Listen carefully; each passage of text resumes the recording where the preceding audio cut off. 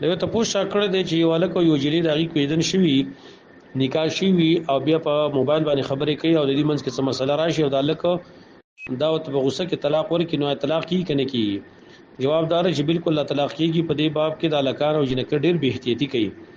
او په دې واده مخ کې په دې موبایل باندې خبرو کولو کې نقصان هم اکثر دای چې خپل منځ کې اختلاف راشي جګړه پکې راشي بس الکو ته وي ته په ما باندې طلاق نه پای کې به رجوع هم نه کیږي ځکه چې دا طلاق قبل الدخول لی د واده مخ کې طلاق دی نو چې کله یو طلاق ورکړه خزه مکمل جدا شو البته اوس باندې نکاح تړي نو دا طلاق بالکل کیږي په دې کې احتیاط وکړ دې خودم رضا چې طلاق رجعي دي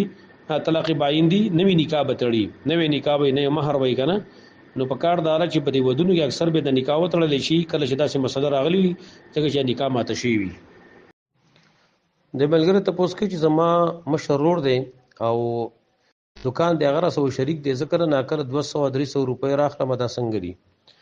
جواب دار کې چرته د غرور دی اجازه د بغیر ته د 200-300 روپۍ را لې د غي اجازه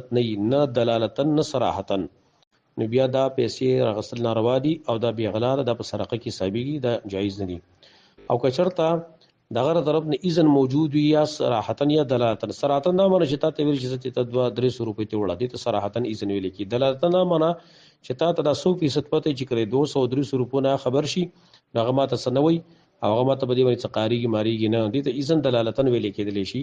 نو بیا تر غسل هغه جایز دي دا یو ته پوښتنه کړې چې دا قسمت په دوا باندې بدلی کنه بدلی قسمت باندې تقدیر جواب دار چې ګوره دا تقدیر نه دی دا تقدیر په اسباب باندې بنا دی نو اوسو مثلا یو سړی د پاره الله په تقدیر کې یو خبره لیکلې دا خو د یو سلام پرته په تقدیر کې لیکلي ک چرته دې سړی د دعا وکړنه به خبره ده سي مثلا یو سړی د پاره د لیکلې شوی دی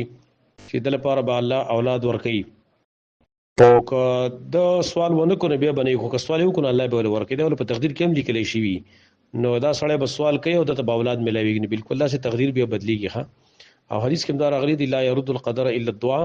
تقدیر رد کې مگر دعا رد کوي په دعا سره قسمت بدليږي